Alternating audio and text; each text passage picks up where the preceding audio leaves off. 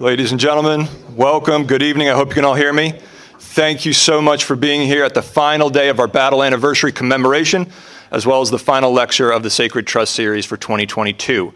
On behalf of Gettysburg National Military Park, we are so grateful you made this event part of your battle anniversary experience. And we especially want to thank, of course, all the wonderful speakers we've hosted over the past 3 days, but especially the Gettysburg Foundation staff, led by Wayne Motz, who's brought this program back to life in a big way. So please, a round of applause for Wayne and the Foundation staff.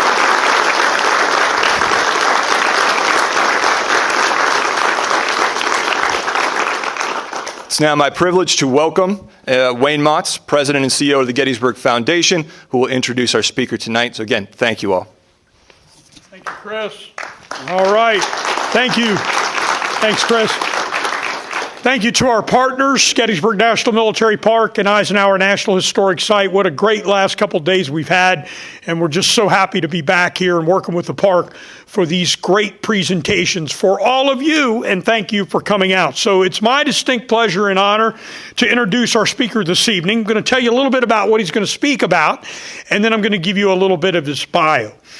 This evening, Dr. Alan Guelzo will discuss why Robert E. Lee was often characterized as remote and not given to self-revelation, but that was part of his lifetime pattern cast by the long shadow of his father, Light Horse Harry Lee, in which Lee was driven to pursue perfection, independence, and security.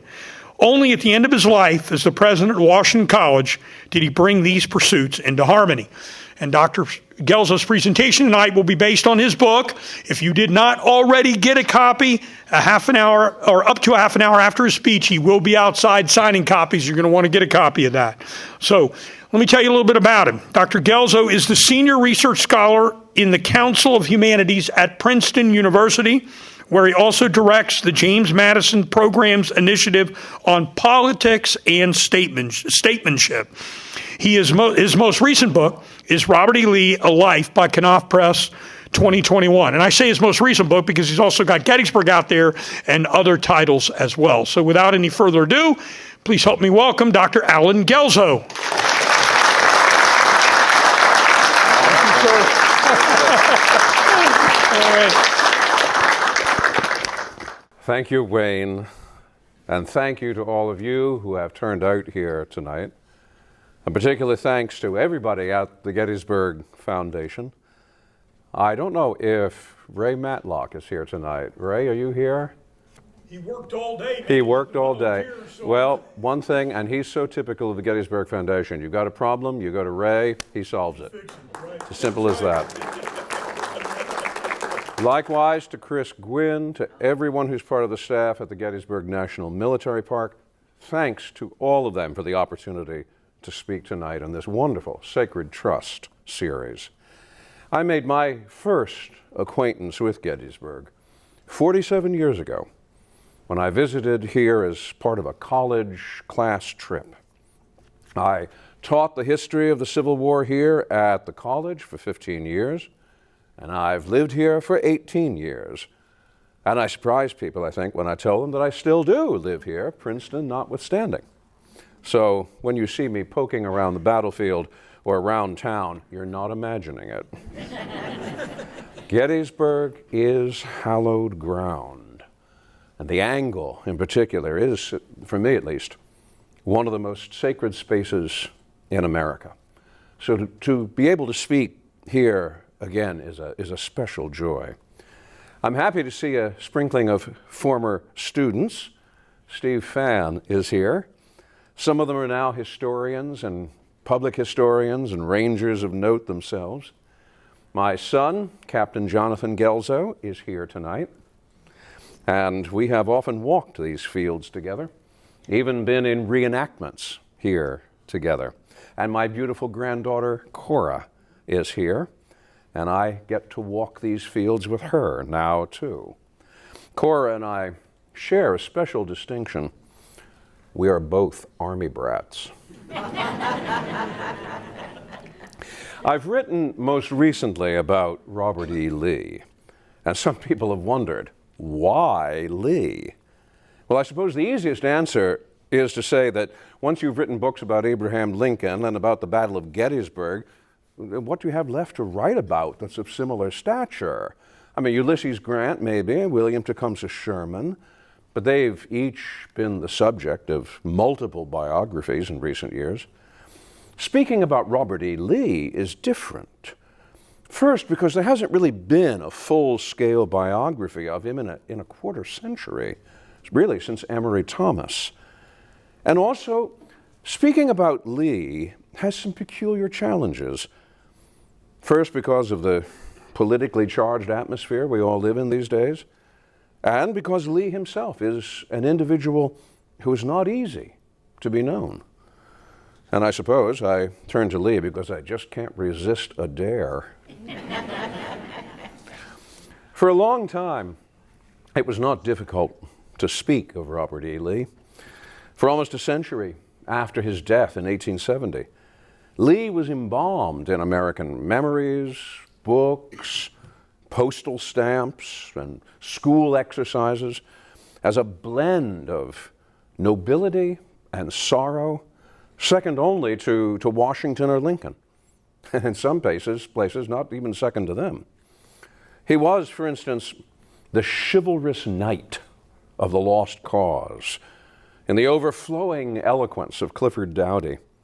Lee fashioned the Army of Northern Virginia, as a kind of personally designed, hand-wrought sword, fending off machine-tooled weapons that kept coming in immeasurable, illimitable numbers, as though Lee was a kind of King Arthur, holding off the grimy forces of industrial modernity. Just as Lee fought for Virginia rather than slavery, so it was said, did the Confederacy stand for some other principle, for courage and high purpose, said Doughty, for constitutional purity rather than human bondage. In other hands, Lee was the exemplar of pure devotion to duty, as he understood it. When Virginia seceded from the Union, Lee's course was now plain, explained his very first biographer, James McCabe, in 1868.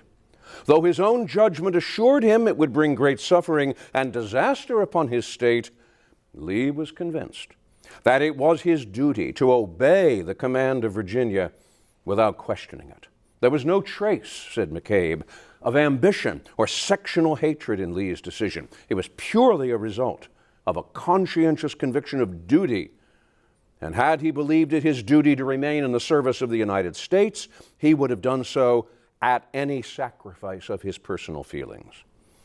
Even in retreat and defeat, Lee was the emblem of duty, since, as John William Jones declared in his 1906 book, Life and Letters of Robert Edward Lee, Soldier and Man, after the surrender, he determined it was his duty to remain in his native state, share her fortunes, and abide all the perils of personal danger which then seemed to surround him.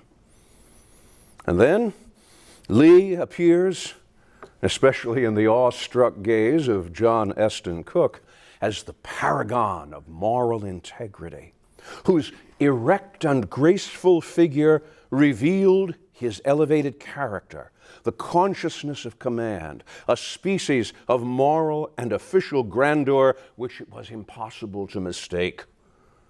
Cook said that God had given many men the gift of moral greatness, but to only one of them had he given the additional grace of looking great. 40 years later, Gamaliel Bradford in 1912 still held Lee up as absolutely moral and practical, with a self-control that was no less a spiritual grace than it was a moral victory. His very bearing and presence produced an atmosphere of purity. And then Lee was spoken of again as the American version of the 19th century's model Christian soldier, Sir Henry Havelock, a man of undemonstrative but perfectly devout Christianity. Lee's one-time lieutenant, John Brown Gordon, addressing a memorial meeting in Atlanta 3 days after Lee's death, described Lee as a Christian, like Havelock, recognizing his duty to his God above all other earthly consideration, with a native modesty that refused to appropriate the glory of his own and which surrounds now his entire character and career with a halo of unfading light, with an integrity of life and a sacred regard for truth which no man dare assail, and a fidelity to principle which no misfortune could shake. Above all, Lee was, in these ways of speaking about Robert E. Lee, peerless as a strategist and tactician, never defeated except when finally ground down by the odds. Lee was no harebrained leader, but a profound thinker, following the highest principles of the military art. That was the judgment of Stonewall Jackson's British biographer, Lieutenant Colonel G.F.R. Henderson, in 1900. And Britain's most modern of modern major generals, Sir Garnet Wolseley, told the New York Sun in 1887 that Lee's combinations to secure victory were the conceptions of a truly great strategist. But when they had been effected, his tactics were then almost everything that could be desired up to the moment of victory. Well, victory, of course, was what in the end eluded Robert E. Lee. And to the skeptical among us, these heaps of adulation for Lee can easily look like the clever inventions of Southerners trying to compensate for the fact that theirs really was a poorly managed cause on behalf of a morally repugnant principle, which is human chattel slavery. And yet, these hymns of praise for Robert E. Lee were not entirely or even mostly inventions. Descriptions of Lee as a cadet, I believe I've just lost my PowerPoint. Can anyone continue when PowerPoint fails them?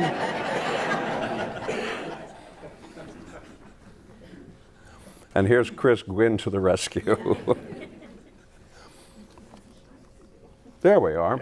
You hit that button. There. Ah. I describe myself as a techno-incompetent. You have now had living proof of that. And yet these hymns of praise for Robert E. Lee were not entirely, or even mostly, inventions. Descriptions of Lee as a cadet at West Point in the 1820s teem with the vocabulary of perfection. He graduates with no conduct demerits. He misses graduating at the head of his class by mere decimal points in the numerical grading system. And he's appointed the class adjutant, which was then the highest student rank at the academy. His correctness of demeanor and language and attention to duties, personal and official, were regarded by his West Point classmate, Joseph E. Johnston, with awe, and gave him a superiority that everyone acknowledged in his heart, yet without touching their affection for him. As a staff officer in the Mexican War, Lee quickly catapults upwards in the esteem of Winfield Scott, who commanded the great expedition that captured Mexico City, to become Scott's most trusted subordinate. And in the post-war years, Scott would confide to Reverdy Johnson more than once that his success was largely due to the skill, valor, and undaunted energy of Robert E. Lee.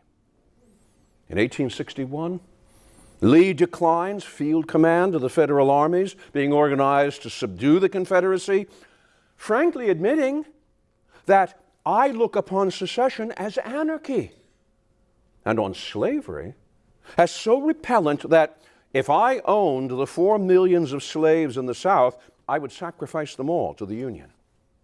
But, he pleads, how can I draw my sword upon Virginia, my native state, as though he was being asked to rape his mother. All through the declining fortunes of the Confederacy, Lee remains as emotionally unmoved as Keats's patient, sleepless eremite. Colonel Arthur Fremantle, the British observer here at Gettysburg, thought that Lee's posture as the broken fragments of Pickett's division streamed past him was perfectly sublime. Fremantle described him in terms bordering on awe. Lee, he wrote in his worshipful 3 months in the southern states, was engaged in rallying and encouraging the broken troops, was riding about a little in front of the wood, quite alone, without showing any signs of the slightest disappointment, care, or annoyance, and he was addressing to every soldier he met a few words of encouragement. In the end, Lee decides to surrender his army rather than turn it loose as an insurgency, and agrees to the humble task of serving as president of a small, near-bankrupt college in the Upper Shenandoah. In the ultimate tribute, people name their sons for him. Robert Lee Jones, the actor. Robert E. Lee Duvall, another actor. Robert Lee Smith, the maternal grandfather of Elvis Presley. Robert Lee Frost, the poet. In 1959, Robert Penn Warren had to confess a sense of bafflement at Lee, whom he said was as smooth as an egg, like a sainted grandmother, with no detectable flaws. And when Roy Blount, in his 2006 collection of essays, had to write about me and Bobby E. Lee, the Southern-born Blount's best modern comparison for Lee was, astoundingly, Colin Powell. All the same, we have come lately to doubt much of the Lee story. We have begun to entertain suspicions about his military capacity. Suspicions first raised by J.F.C. Fuller, another British Major General and a quasi-fascist. And I'm being generous when I say quasi. In his 1933 book, Grant and Lee, where Fuller dismissed Lee as one of the most incapable generals-in-chief in history. We have developed still more doubts about Lee's nobility of character, especially on the subject of race, after Michael Fellman announced that Lee never questioned his belief in the inferiority of blacks as a race and consciously surrendered himself to the larger Southern white project of Jim Crow. And we are no longer even so sure about the smoothness of the Lee Egg's character, after Elizabeth Brown Pryor asserted that the same Lee who claimed that he had never known one moment of bitterness or resentment after the Civil War was, in private, the author of letters that throb with controlled rage as they sought to justify the preeminence of states' rights and expressed an overt dislike, even fear, of majority politics and strong federal government. In fact, after Thomas Connolly's slashing denunciation of Lee in The Marble Man, Robert E. Lee and His Image in American Society in 1977, where Connolly struck at Lee at every one of these points, as soldier, as citizen, as moral example, we are not sure if we can speak of Robert E. Lee at all. And the rash of Lee statue topplings and removals since 2017 is a sign of how little privilege remains attached to the name of Robert E. Lee. In the process of destroying a myth, it is always possible to create a counter-myth.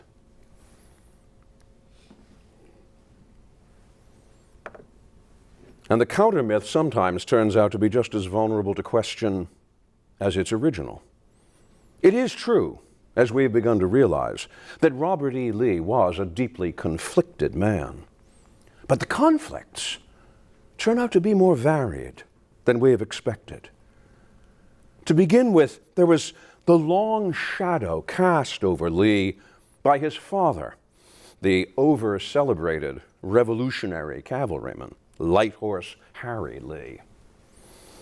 It is a shadow cast by absence, since Light Horse Harry proved to be as spectacularly inept as a property owner, as a politician, and as a head of household as he had once been spectacularly talented on the battlefields of the American Revolution. Accordingly, Light Horse Harry deserted his family, ostensibly in search of health, but in fact in search of escape from his creditors and his political enemies. He left when his son was 6 years old, and Robert never laid eyes on him again. Anyone who would like to measure the impact of that loss can do so merely by noticing that for 40 years, from 1825 until after the war and until nearly his death, in a correspondence that amounted to thousands of letters, Robert E. Lee never once mentioned his father. The miserable example of Light Horse Harry stimulated a determination in Robert Lee to practice a kind of redemptive perfection, as if to wipe out all record of his father's failures. Even more, it drove him to a pursuit of independence, partly from his father's reputation, but also from dependence on any others who might likewise fail him. "I am fond of independence," Lee wrote to his eldest son, Custis. "It is that feeling that prompts me to come up strictly to the requirements of law and regulations. I wish neither to seek or receive indulgence from anyone. I wish to feel under obligation to no one." But alongside that passion for independence, Lee was whipsawed by a passion for the security his father had robbed him of, a passion which leads him to marry into the Custis family, to remain in the army, even when he was frequently waiting and looking and hoping for some good opportunity to bid an affectionate farewell to my Uncle Sam. These conflicting impulses set up extraordinary emotional riptides in Lee's life. Robert E. Lee never owns a house of his own. He makes his home with his in-laws at Arlington after marrying Mary Custis in 1831. But then he spends most of his life between then and 1861 on duty elsewhere. Fort Monroe, St. Louis, Fort Hamilton, Mexico, Fort Carroll in Baltimore, West Point as superintendent, and then Texas. He chooses to serve the Confederacy, but he is its most unsparing critic during the Civil War. When this war began, I was opposed to it, bitterly opposed to it. He railed to Custis Lee in 1865. "I told these people that unless every man should do his whole duty, they would repent it, and now they will repent." The Confederate Congress was the most feckless of all, in Lee's estimate, since they do not seem to be able to do anything except eat peanuts and chew tobacco, while my army is starving. It is only in the years after the war, as the president of Washington College, that Lee is able to achieve any significant resolution of these conflicts, largely because as president and as General Lee, no one, trustees, faculty, students, no one was in any position to disagree with him. When he first took charge of Washington College, recalled John William Jones, he at once, in his quiet way, gave both professors and students to understand that he was president and meant to control the affairs of the institution. He dismissed the college rule book, informing incoming students in what seemed like a stroke of generosity that we have no printed rules. We have but one rule here, and it is that every student must be a gentleman.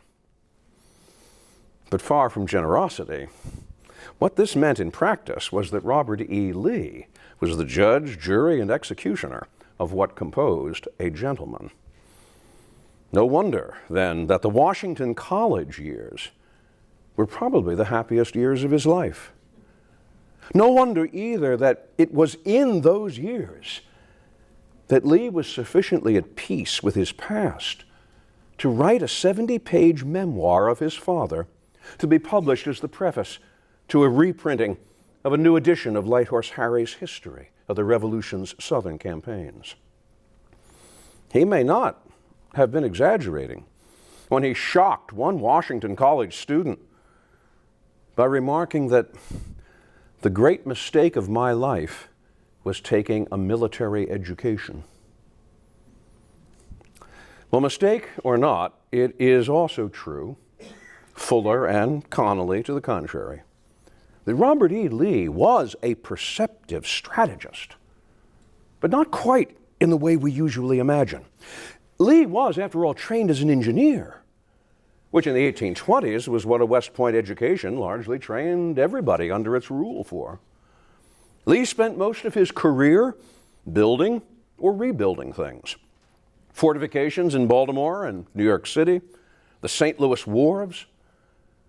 And it comes as a surprise to realize that Robert E. Lee never commanded troops in combat until he was hastily commandeered by the Secretary of War to suppress John Brown's raid on Harper's Ferry in October of 1859. His first assignment in the field as a Confederate field commander was in West Virginia in the late summer and fall of 1861, and it was a botch. Lee only blossomed into the grand military master of the Confederacy in June of 1862 in the Peninsula Campaign. But even there, Lee's real gift was not hands-on tactical leadership.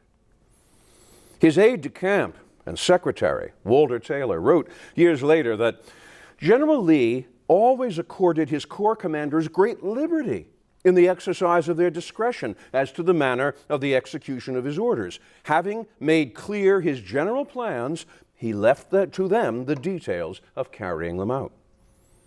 Instead, Lee's mind ran towards strategic concept, and the direction it took was at variance with much of the thinking of the Confederate leadership. For almost a year, Confederate politicians assumed that they could safely stand on the defensive and allow any federal forces to beat their heads against that defense until they tired of it. Or if any federal armies did manage to penetrate that defense, the vast hinterlands of the Confederacy would easily decoy the enemy into the interior and then cut them off, as were Braddock and Burgoyne. Lee, on the other hand, had spent a surprisingly large portion of his engineering career in the North. And he understood clearly that the South was too woefully under-resourced to accomplish even that. If the Confederates were to win their independence, they would have to score a quick knockout.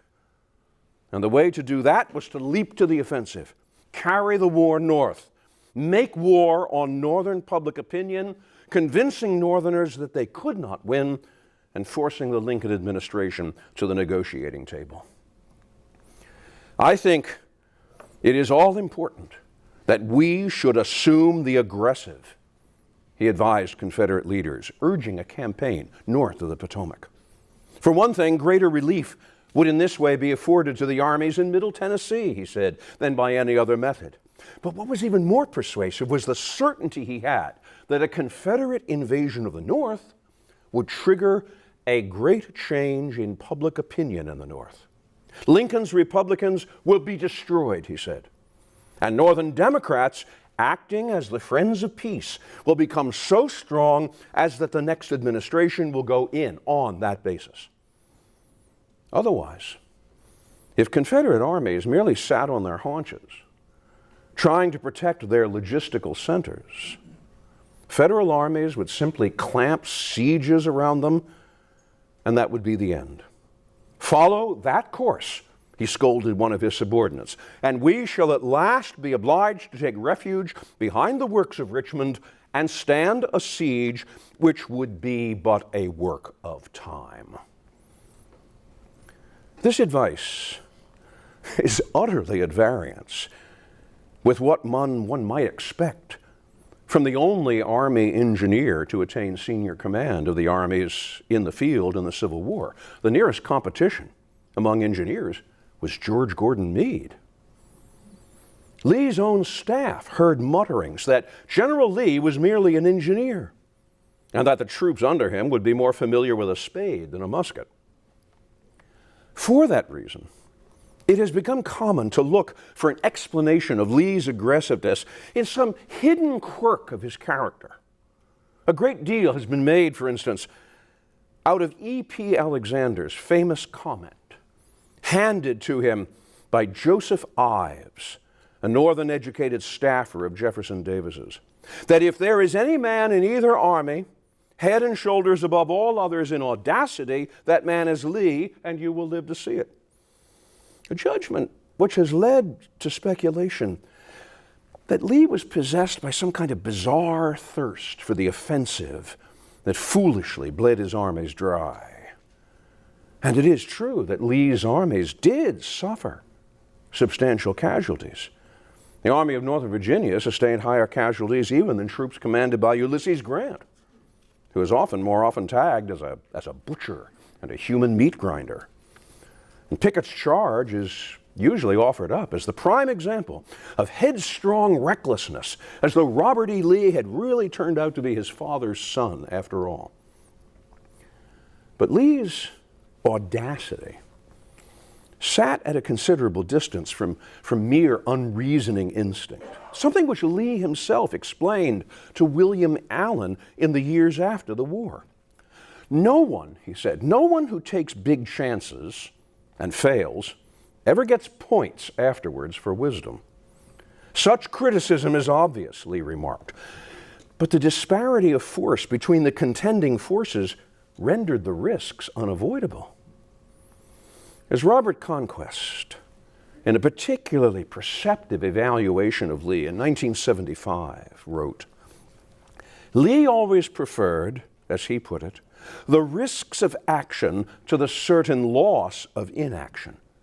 But if he was not one of those generals whose caution leads them into a dead end of timid defensiveness, nor was he a shallow-minded virtuoso, seeking always the brilliant risk for its own sake. His audacity was the result of a profound consideration of the chances. Lee was, after all, not just an engineer, but the observer of Winfield Scott's lightning offensive against Mexico City in 1847. Lee's offensive-mindedness was much more the product of Scott's example than Light Horse Harry's. The mention of Winfield Scott should be a reminder that a great deal of the myth-making and remaking about Lee emerges from the 4 years of his life as a Confederate general. And given the fact that his historical reputation rests almost completely on what he did in those years, that's not necessarily a mistake.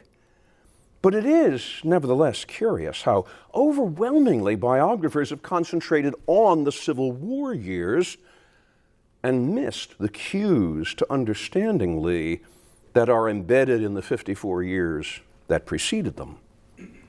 Clifford Doughty's highly readable 1965 biography of Lee amounts to 734 pages.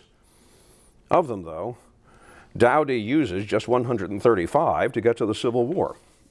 And then he squeezes the Washington College years into the last 84. The Mount Everest of Lee biography, Douglas Southall Freeman's R.E. Lee, sprawls across 4 volumes from the 1930s. But we get to the Civil War just 2/3 of the way through Volume 1, and Freeman only has Lee arriving at Washington College as late as halfway through Volume 4. Perhaps this is simply a reflection of the fact that Lee's pre-war and post-war careers frankly make for less than interesting reading or research. I mean, what would you rather read about? Pickett's charge or the construction of Fort Carroll? But it is also possible that the non-Civil War parts of his life are more difficult to square with the myths and the remyths. First of all, consider this. Was he indeed the paragon of moral integrity? In many ways, yes. John Schofield, who was a cadet at West Point during Lee's superintendency there in the 1850s, remembered Lee as the personification of dignity, justice, and kindness, the ideal of a commanding officer.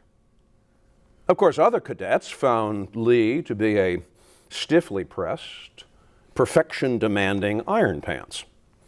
And behind his back, they sang songs decrying the merits of old Bob Lee and stating his cruelties to cadets.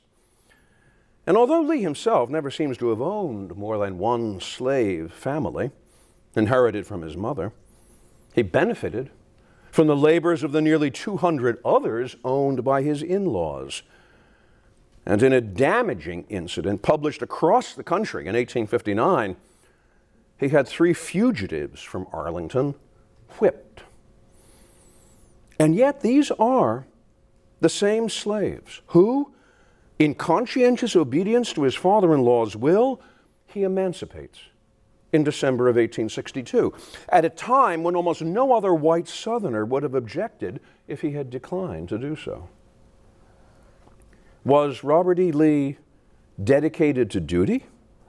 Yes, but his decision to refuse command of federal troops in 1861 and then assume command of Virginia and then Confederate forces amounts to what must unavoidably be interpreted as treason, both in terms of the oath that he took at his commissioning in 1829 and the Constitution's definition of treason as levying war against the United States or in adhering to their enemies, giving them aid and comfort. That is Article 3, Section 3. Was he the humble Christian who told Beverly Tucker Lacey in 1864 that I am nothing but a poor sinner trusting in Christ alone for salvation? Certainly, Lee was baptized as an Episcopalian, although no actual record of the baptism survives in the archives of the Diocese of Virginia. And he was catechized as an adolescent by Bishop William Meade at Christ Church, Alexandria. But there is no hard evidence that Lee ever developed any religious sensibilities beyond that of a decent, polite, low-church Virginia Episcopalianism.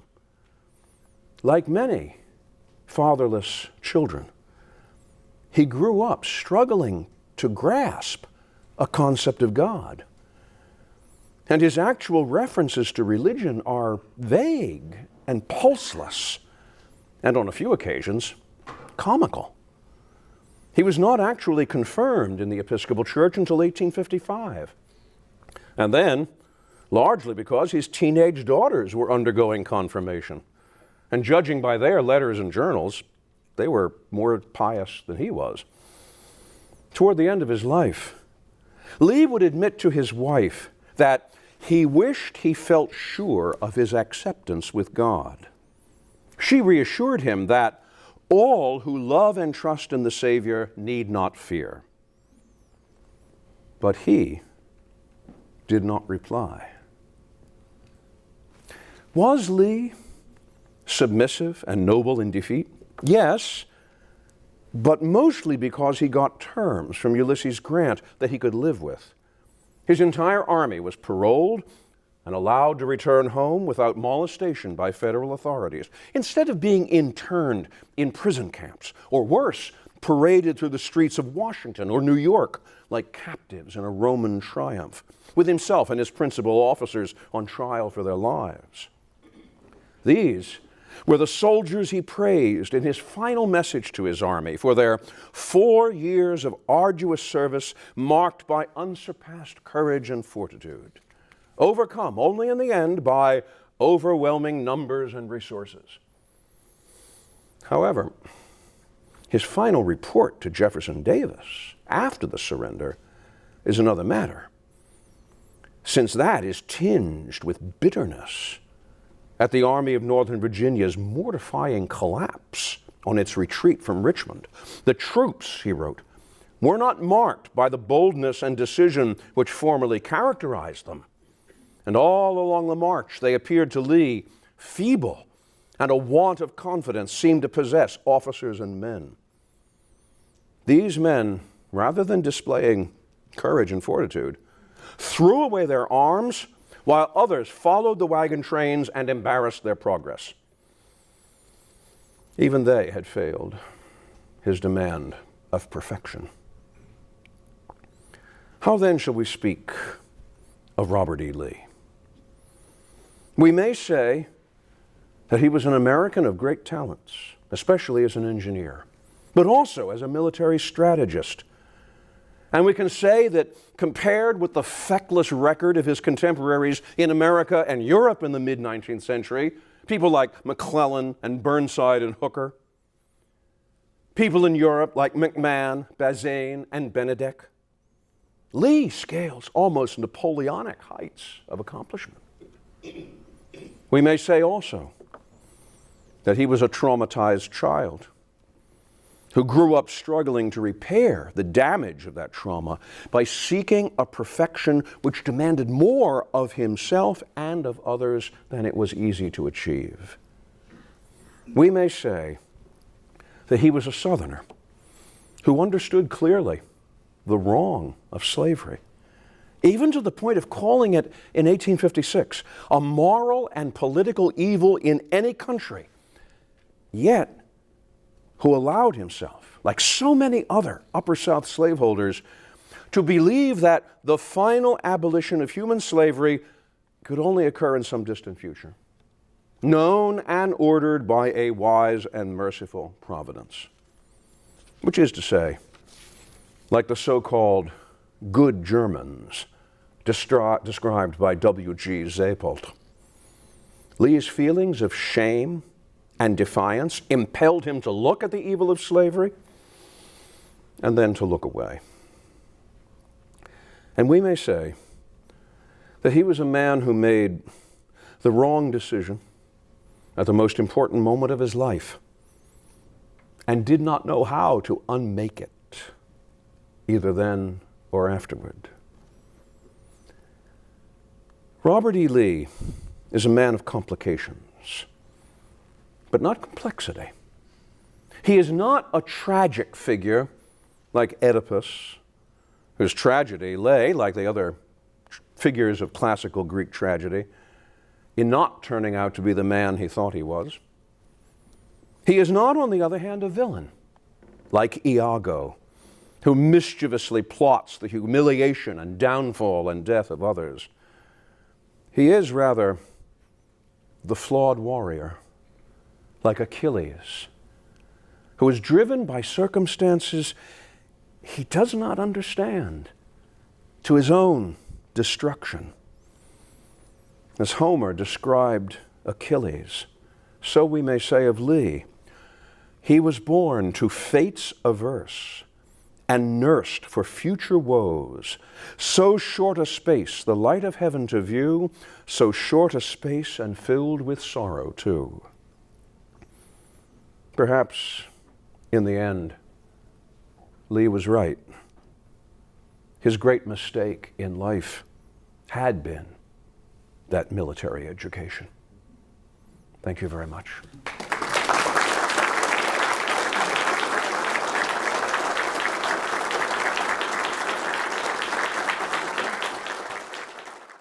Thank you, Dr. Guelzo, very much. Wonderful.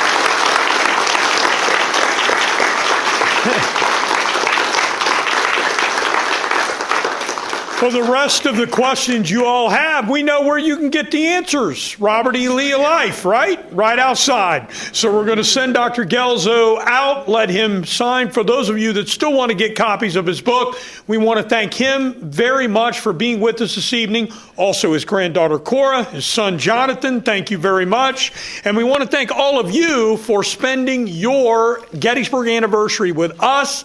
And the thing about being really good is we got to get really better, don't we? Chris, what are we going to do next year? We're going to have to work on this, aren't we? Take vacation first. I agree. All right. We hope you have a wonderful holiday. Thanks for joining us, and have a good evening.